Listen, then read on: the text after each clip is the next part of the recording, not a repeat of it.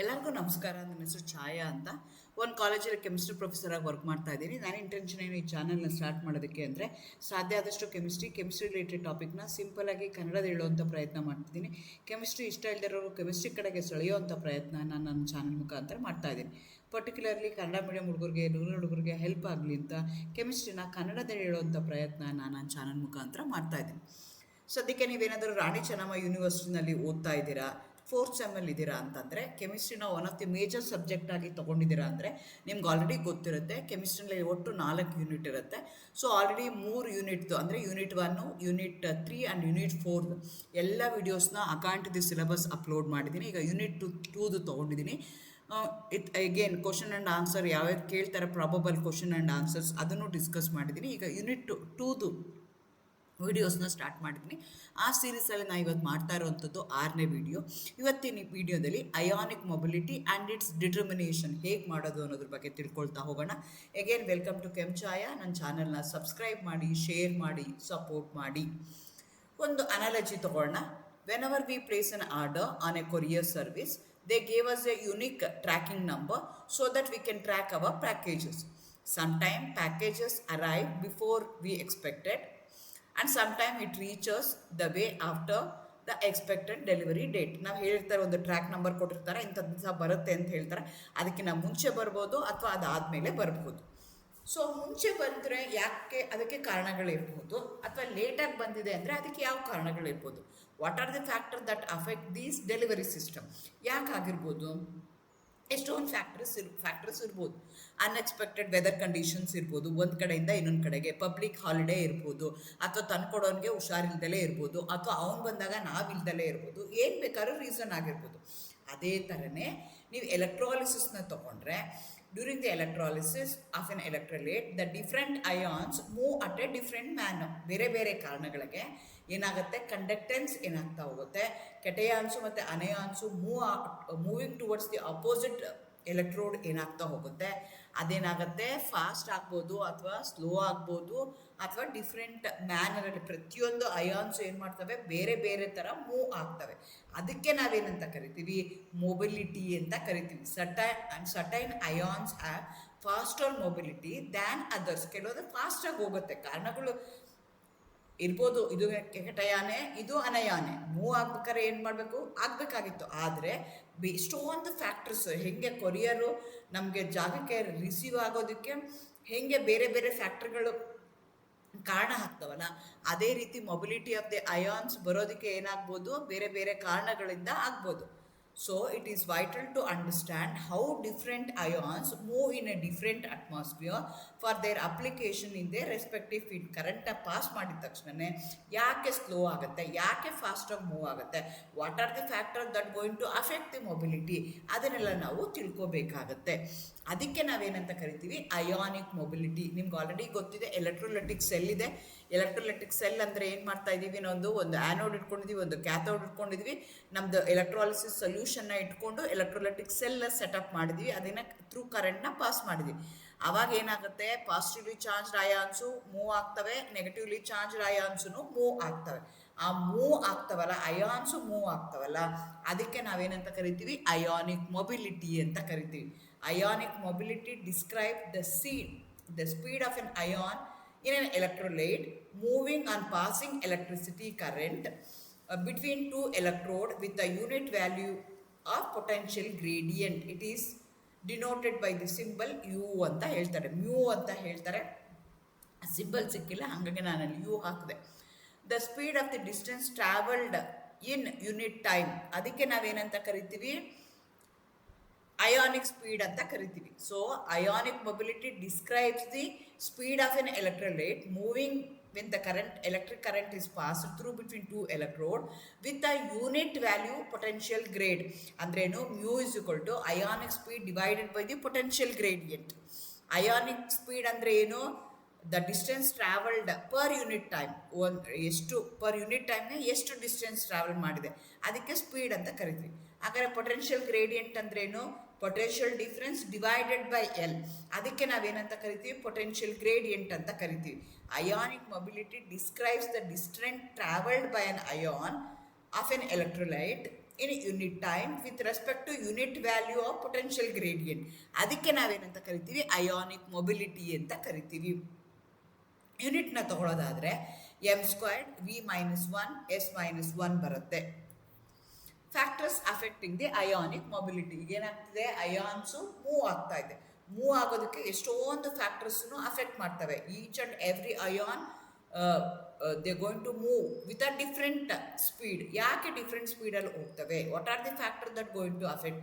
ಒಂದು ಟೆಂಪ್ರೇಚರ್ ಮೇಲೆ ಡಿಪೆಂಡ್ ಆಗುತ್ತೆ, ಕಾನ್ಸಂಟ್ರೇಷನ್ ಆಫ್ ದಿ ಅಯಾನ್ಸ್ ಮೇಲೆ ಡಿಪೆಂಡ್ ಆಗುತ್ತೆ, ಸೈಜ್ ಆಫ್ ದಿ ಅಯಾನ್ ಮೇಲೆ ಡಿಪೆಂಡ್ ಆಗುತ್ತೆ, ಚಾರ್ಜ್ ಆಫ್ ದಿ ಅಯಾನ್ ಮೇಲೆ ಡಿಪೆಂಡ್ ಆಗುತ್ತೆ, ವಿಸ್ಕಾಸಿಟಿ ಆಫ್ ದಿ ಸಾಲ್ವೆಂಟ್ ಮೇಲೂ ಡಿಪೆಂಡ್ ಆಗುತ್ತೆ.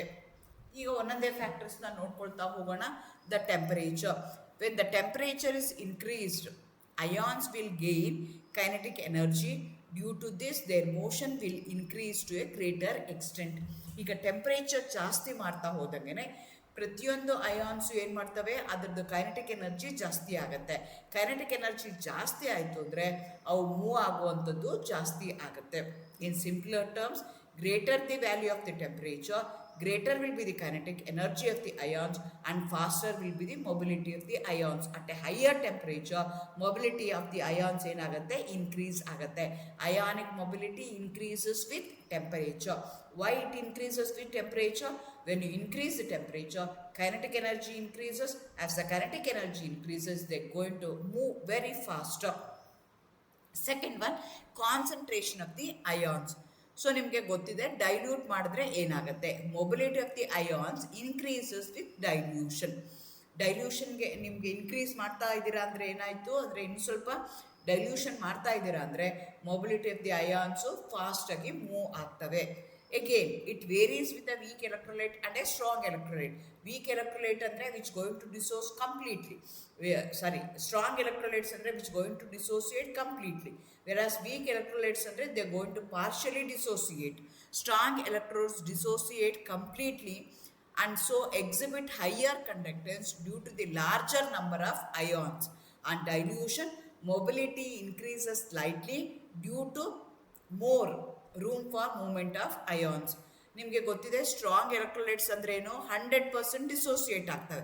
100% ಡಿಸೋಸಿಯೇಟ್ ಆಯಿತು ಅಂದರೆ ಏನಾಗುತ್ತೆ, ಕಂಡಕ್ಟೆನ್ಸು ಜಾಸ್ತಿ ಆಗುತ್ತೆ. As A larger number of ions ಇದೆ ಅಂತ. ಬಟ್ ಡೈಲ್ಯೂಟ್ ಮಾಡಿದಾಗ ಮೊಬಿಲಿಟಿ ಇನ್ಕ್ರೀಸಸ್ ಸ್ಲೈಟ್ಲಿ, ತುಂಬ ಜಾಸ್ತಿ ಮೂವ್ ಆಗಲ್ಲ. ಸ್ಟ್ರಾಂಗ್ ಎಲೆಕ್ಟ್ರೋಲೈಟ್ಗೆ ಅದು ಆಲ್ರೆಡಿ ಸ್ಟ್ರಾಂಗ್ ಆಗಿದೆ. ಸೊ ನಿಮ್ಗೆ ಏನಾಗ್ತಿದೆ, ಕಾನ್ಸಂಟ್ರೇಷನ್ ಡೈಲ್ಯೂಟ್ ಆಗಲಿ, ಕಾನ್ಸಂಟ್ರೇಷನ್ ಜಾಸ್ತಿ ಆಗಲಿ, ಅದೇನಾಗ್ತಿದೆ, ಕಂಪ್ಲೀಟ್ಲಿ ಡಿಸೋಸಿಯೇಟ್ ಆಗಿಬಿಟ್ಟಿದೆ. ಹಂಗಾಗಿ ಏನಾಗುತ್ತೆ, ಕಂಡಕ್ಟೆನ್ಸು ಆಲ್ಮೋಸ್ಟು ಇನ್ಕ್ರೀಸ್ ಆಗುತ್ತೆ. ಡೈಲ್ಯೂಷನ್ ಮಾಡಿದಾಗ ಸ್ಲೈಟ್ಲಿ ಇನ್ಕ್ರೀಸ್ ಆಗುತ್ತೆ, because there will be very little room for the movement of ions. ಆದರೆ ವೀಕ್ ಎಲೆಕ್ಟ್ರೋಲೈಟ್ ಪಾರ್ಷಲಿ ಡಿಸೋಸಿಯೇಟ್ ಆಗುತ್ತೆ. ಹಂಗಾಗಿ ಏನಾಗುತ್ತೆ, ನಂಬರ್ ಆಫ್ ಅಯಾನ್ಸು ಕಡಿಮೆ ಇರುತ್ತೆ, ಕಂಡಕ್ಟೆನ್ಸು ಕಡಿಮೆ ಇರುತ್ತೆ.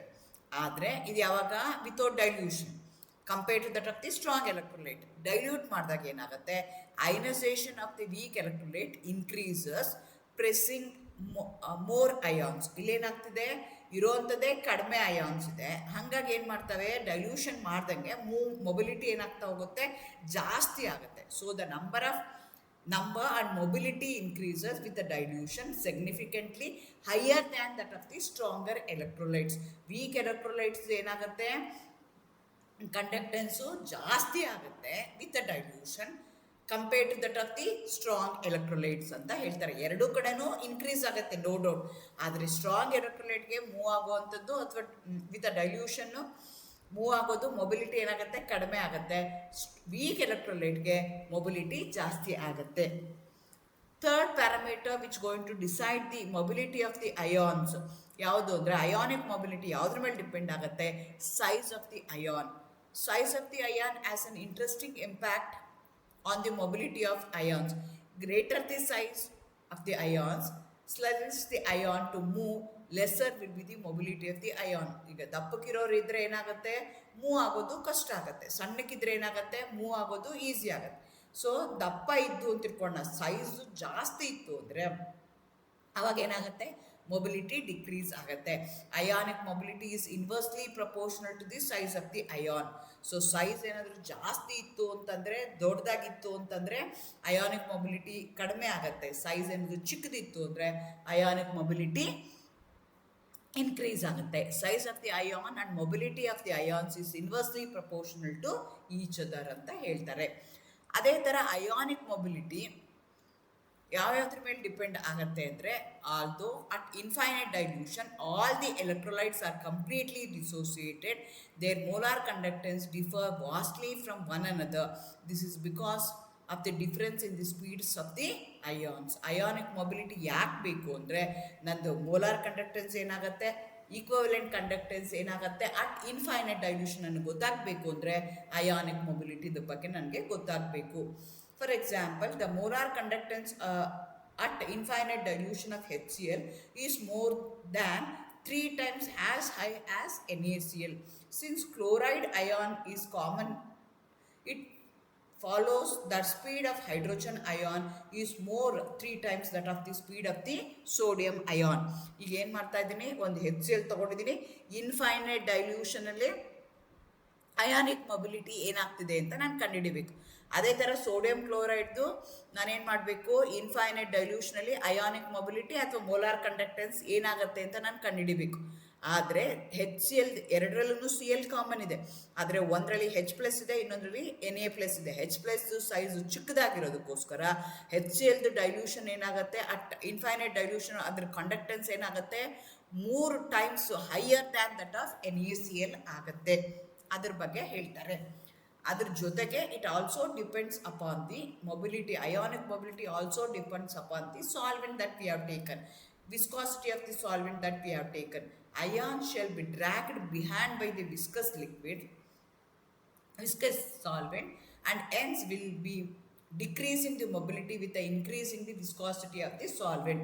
So ನೀವು ಆಲ್ರೆಡಿ ವಿಸ್ಕಾಸಿಟಿನ ಕಂಡುಹಿಡಿದಿರಿ. ವಿಸ್ಕಾಸಿಟಿ ಅಂದ್ರೇನು, ಇಟ್ ಅಟ್ ದಿ ಸರ್ಫೇಸ್ ಅಲ್ಲಿ ಏನು ಮಾಡ್ತಾ ಇದೆ, ಎಳೆಯುತ್ತೆ, ಡ್ರ್ಯಾಗ್ ಮಾಡುತ್ತೆ. ವಿಸ್ಕಸ್ ಹೆವಿ ಆಗಿತ್ತು, ದಪ್ಪ ಆಗಿತ್ತು ಅಂತಂದ್ರೆ ಏನಾಗುತ್ತೆ, ಅಯಾನ್ಸ್ ಮೂವ್ ಮಾಡೋದಕ್ಕೆ ಕಷ್ಟ ಆಗುತ್ತೆ. ಸೊ ಡಿಕ್ರೀಸಿಂಗ್ ದಿ, ನಿಮ್ದು ಏನಾದರೂ ವಿಸ್ಕಾಸಿಟಿ ಜಾಸ್ತಿ ಆಗ್ತಾ ಹೋಯಿತು ಅಂದರೆ ಮೊಬಿಲಿಟಿ ಏನಾಗ್ತಾ ಹೋಗುತ್ತೆ, ಡಿಸ್ಕಸ್ ಆಗ್ತಾ ಹೋಗುತ್ತೆ. ಅದೇ ಥರ another factor which depends upon the ionic mobility ಅಂದರೆ charge on the ion. So charge on the ion in turn it depends upon the size. Charge ಜಾಸ್ತಿ ಇದ್ದಂಗೆ if it's a cation, size ಏನಾಗ್ತಾ ಹೋಗುತ್ತೆ, ಚಿಕ್ಕದ ಆಗ್ತಾ ಹೋಗುತ್ತೆ. ಅನಯಾನ ಇತ್ತು ಅಂದರೆ ಸೈಜ್ ಜಾಸ್ತಿ ಆದಂಗೆ ಸೈಜು ಇನ್ಕ್ರೀಸ್ ಆಗ್ತಾ ಹೋಗುತ್ತೆ. ನಿಮ್ಗೆ ಆಲ್ರೆಡಿ ಇದನ್ನು ನೀವು ಪಿರಿಯಾಡಿಕ್ ಪ್ರಾಪರ್ಟೀಸ್ ಓದ್ಬೇಕಾದ್ರೆ ಓದಿರ್ತೀರ. ಪಿರಿಯಾಡಿಕ್ ಪ್ರಾಪರ್ಟೀಸಲ್ಲಿ ಏನು ಹೇಳ್ತೀವಿ, ಮೆಟಲ್ ಇದೆ, ಅದಕ್ಕೆ ಕಂಪೇರ್ ಮಾಡಿದ್ರೆ M+ದು ಏನಾಗ್ತಾ ಹೋಗುತ್ತೆ, ಸೈಜು ಡಿಕ್ರೀಸ್ ಆಗುತ್ತೆ, M- ಸೈಜ್ ಏನಾಗ್ತಾ ಹೋಗುತ್ತೆ, ಇನ್ಕ್ರೀಸ್ ಆಗುತ್ತೆ ಅಂತ ನಾವು ಹೇಳಿದ್ದೀವಿ. Again they get solvated. ಈಗ ಪಾಸಿಟಿವ್ಲಿ ಚಾರ್ಜ್ಡ್ ಇತ್ತು ಅಂತಂದರೆ ಅದ್ರ ಸುತ್ತ ಏನಾಗಿರುತ್ತೆ, ನೆಗೆಟಿವ್ಲಿ ಚಾರ್ಜ್ಡ್ ಅಯಾನ್ಸ್ ಇರುತ್ತೆ.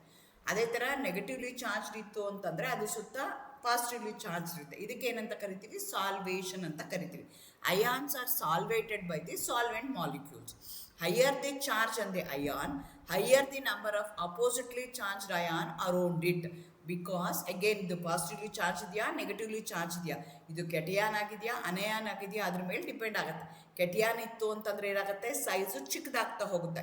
ಸೈಜ್ ಚಿಕ್ಕದಾಗ್ತಾ ಹೋದಂಗೆ ಅದು ಸುತ್ತ ಅಕಾಮಿಡೇಟ್ ಮಾಡುವಂಥ ಅಪೋಸಿಟ್ಲಿ ಚಾರ್ಜ್ಡ್ ಅಯಾನ್ಸ್ ಏನಾಗುತ್ತೆ, ಇನ್ಕ್ರೀಸ್ ಆಗುತ್ತೆ. By increasing the size reducing the mobility of the ions ಆಗುತ್ತೆ. ಅದು ಸುತ್ತ ತುಂಬ ಅಯಾನ್ಸು, ಅಪೋಸಿಟ್ಲಿ ಚಾರ್ಜ್ಡ್ ಅಯಾನ್ಸ್ ಬಂದು ಕೂತ್ಕೊಂಡಿದೆ, ಸಾಲ್ವೇಟೆಡ್ ಆಗಿದೆ ಅಂತಂದರೆ ಅವು ಮೂವ್ ಆಗೋದಕ್ಕೆ ಅವು ಬಿಡೋದಿಲ್ಲ. ಸೊ ಅದನ್ನು ಕಾರಣ ಆಗುತ್ತೆ. ಆದರೆ ಈಗ ನನಗೆ ಗೊತ್ತಾಯಿತು, ಅಯಾನಿಕ್ ಮೊಬಿಲಿಟಿ ಅಂದರೆ ಗೊತ್ತಾಯಿತು. ಅಯಾನ್ಸು ಒಂದು ಕಡೆಯಿಂದ ಇನ್ನೊಂದು ಕಡೆಗೆ ಮೂವ್ ಆಗ್ತಿದೆ. But each and every ion, it may be a cation or it may be anion, it going to take its own speed, it going to move at its own velocity, it going to move with a different rate. ಯಾಕೆ ಅಂತ ನನಗೆ ಗೊತ್ತಾಯಿತು. ಯಾಕೆ ಅಂದರೆ this are the reasons. Size ಇರ್ಬೋದು, charge ಇರ್ಬೋದು, viscosity of the solvent ಇರ್ಬೋದು, so many factor. ಆ ಫ್ಯಾಕ್ಟರ್ಗಳೆಲ್ಲ ಡಿಪೆಂಡ್ ಆಗುತ್ತೆ. ಸೊ ಅಯಾನಿಕ್ ಮೊಬಿಲಿಟಿಗೂ ಮತ್ತು ಎಲೆಕ್ಟ್ರೋಲೈಟಿಕ್ ಕಂಡಕ್ಷನ್ಗೂ ಏನು ರಿಲೇಷನ್ಶಿಪ್ ಇದೆ ಅದನ್ನು ನೋಡ್ಕೊಳ್ತಾ ಹೋಗೋಣ.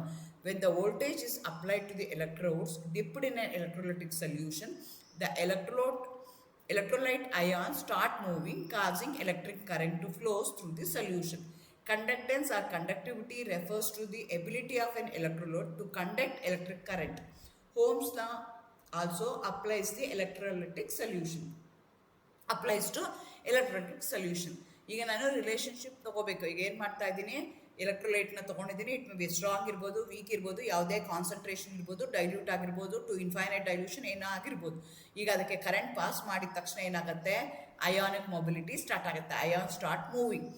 ಸೊ ಅದೇ ರೀತಿ ನಾನು ಏನು ಮಾಡ್ತೀನಿ, ಈಗ ಓಮ್ಸ್ ಲಾ ಅಪ್ಲೈ ಮಾಡ್ತೀನಿ. ಓಮ್ಸ್ ಲಾ ಏನು ಹೇಳುತ್ತೆ, every substance offers resistance to flow of electricity to a small or a larger extent. So ಪ್ರತಿಯೊಂದು ಸಬ್ಸ್ಟೆನ್ಸು ಏನು ಮಾಡುತ್ತೆ, ರೆಸಿಸ್ಟ್ ಮಾಡುತ್ತೆ to flow of the electricity ಫೋಲ್ ಮಾಡಿದ ತಕ್ಷಣ ಏನು ಮಾಡುತ್ತೆ, they start resisting to small extent or a large extent. The law that gives the exact value of the resistance is known as Ohm's law. It states that if to the end of a conductor is applied a voltage E and a current I flows through it, then the resistance R of the conductor is equal to E by I ಅಂತ ಹೇಳ್ತಾರೆ. ಈಗ ಏನು ಹೇಳ್ತಾ ಇದ್ದಾರೆ, ಈಗ ನಾನು ಏನು ಮಾಡಿದ್ದೀನಿ, ವೋಲ್ಟೇಜ್ನ ಅಪ್ಲೈ ಮಾಡಿದ್ದೀನಿ. ವೋಲ್ಟೇಜ್ ಅಪ್ಲೈ ಮಾಡಿದ ತಕ್ಷಣ ಏನಾಗುತ್ತೆ, they start moving, ionic mobility start ಆಗುತ್ತೆ. At the same time there is also a resistance. ಹೇಗಿರುತ್ತೆ resistance, resistance is equal to E by I ಅಂತ ಹೇಳ್ತೀವಿ. ನೀವು ಎಷ್ಟು ಕರೆಂಟ್ನ ಅಪ್ಲೈ ಮಾಡಿದ್ರೆ, ಎಷ್ಟು ವೋಲ್ಟೇಜ್ನ ಅಪ್ಲೈ ಮಾಡಿದಿರಾ, ಎಷ್ಟು ಕರೆಂಟ್ ಫ್ಲೋ ಆಗ್ತಾ ಇದೆ ಅದ್ರ ಮೇಲೆ ಅದು ಡಿಪೆಂಡ್ ಆಗುತ್ತೆ. ಸೊ ಅದಕ್ಕೋಸ್ಕರ ಏನು ಹೇಳ್ತಾರೆ, R is equal to E by I ಅಂತ ಹೇಳ್ತಾರೆ. Voltage is measured in volts, whereas the current is typically measured in ಆಂಪೇರ್ಸಲ್ಲಿ ಅದನ್ನು ಮೆಷರ್ ಮಾಡ್ತಾರೆ. If 1 ampere of current flows through a conductor, when the voltage of 1 volt is applied to it, the resistance of the conductor is taken as 1 ohm ಅಂತ consider ಮಾಡ್ತೀವಿ. So V is equal to I R ಅಂತ ನಾವು consider ಮಾಡ್ಕೊಳ್ತೀವಿ. V ಅಂದ್ರೇನು, volt, potential difference across the conductor. R ಅಂದ್ರೇನು, resistance. I ಅಂದ್ರೇನು, current flow ಏನಾಗುತ್ತೆ. ಅದೇ ಫಾರ್ಮ್ಲನೇ ನಾವೇನು ಮಾಡ್ತೀವಿ, R of the conductor is E by I ಅಂತ ಹೇಳ್ತೀವಿ. So V is equal to Ohm's according to Ohm's law, V is equal to the potential difference across the conductor is equal to I into R ಅಂತ ಹೇಳ್ತೀವಿ. Where I is the current flowing through the conductor, where are is the resistance offered by the conductor. ಅದೇ ಥರ ನಾನು ಏನು ಮಾಡಬೇಕೀಗ, electrolytic conductance lambda is directly proportional to ionic mobility. Greater the value of the ionic mobility, greater will be the electronic conductance. So ಅದಕ್ಕೆ ಅದನ್ನು ಏನು ಮಾಡ್ತೀನಿ, ನಾನು ಮ್ಯಾಥಮೆಟಿಕಲ್ ಅರ್ಥ ಮಾಡ್ಕೊಳ್ಳೋಕೆ ಟ್ರೈ ಮಾಡ್ತೀನಿ. Lambda is directly proportional to mu, lambda is equal to constant into mu ಅಂತ ಹೇಳ್ತೀವಿ. ದಟ್ ಕಾನ್ಸ್ಟೆಂಟ್ಗೆ ಅವರು ಎಫ್ ಅಂತ ಹೇಳ್ತಾರೆ. ಅದಕ್ಕೆ ಫ್ಯಾರಡೇಸ್ ಕಾನ್ಸ್ಟೆಂಟ್ ಅಂತ ಹೇಳ್ತೀವಿ. 96,500 ಕೂಲಮ್ಸ್ ಅಂತ ಅದಕ್ಕೆ ವ್ಯಾಲ್ಯೂನ ಹೇಳ್ತೀವಿ. ಸೊ ಈ ರೀತಿಯಾಗಿ ಅಯಾನಿಕ್ ಮೊಬಿಲಿಟಿ ಏನಾಗ್ತಿದೆ, ಡಿಪೆಂಡ್ ಆಗ್ತಾ ಇದೆ. ಯಾವ್ಯಾವ್ದ್ರ ಮೇಲೆ ಡಿಪೆಂಡ್ ಆಗುತ್ತೆ, ಕಾನ್ಸಂಟ್ರೇಷನ್ ಆಫ್ ದಿ ಸೊಲ್ಯೂಷನ್ ಮೇಲೆ ಡಿಪೆಂಡ್ ಆಗುತ್ತೆ, ಸೈಜ್ ಆಫ್ ದಿ ಅಯಾನ್ಸ್ ಮೇಲೆ ಡಿಪೆಂಡ್ ಆಗುತ್ತೆ, ಚಾರ್ಜ್ ಆನ್ ದಿ ಅಯಾನ್ ಮೇಲೆ ಡಿಪೆಂಡ್ ಆಗುತ್ತೆ. It depends upon so many factors. So ಅದಕ್ಕೆ ನಾವೇನಂತ ಕರಿತೀವಿ, ಅಯಾನಿಕ್ ಮೊಬಿಲಿಟಿ ಅಂತ ಹೇಳ್ತೀವಿ. ಸೊ ಅಯಾನಿಕ್ ಮೊಬಿಲಿಟಿನ ಮಾಡೋದಕ್ಕೆ ಬೇರೆ ಬೇರೆ ಥರ ಮೆಥಡ್ಗಳಲ್ಲಿ ನಾನು ಹೇಗೆ ಮೂವ್ ಆಗುತ್ತೆ, ಹೇಗೆ ಅದನ್ನು ಡಿಟರ್ಮಿನೇಷನ್ ಮಾಡೋದು, ಅದನ್ನು ನೆಕ್ಸ್ಟ್ ವಿಡಿಯೋದಲ್ಲಿ ಹೇಳೋಣ ಅಂತ ಅಂದ್ಕೊಳ್ತಾ ಇದ್ದೀನಿ. ಈ ವಿಡಿಯೋಗೆ ಸಂಬಂಧಪಟ್ಟಂಗೆ ಯಾವ್ದಾದ್ರು ಕ್ವಶನ್ಸ್ ಇದ್ದರೆ ಯು ಕ್ಯಾನ್ ಕಾಮೆಂಟ್ ಬಿಲೋ.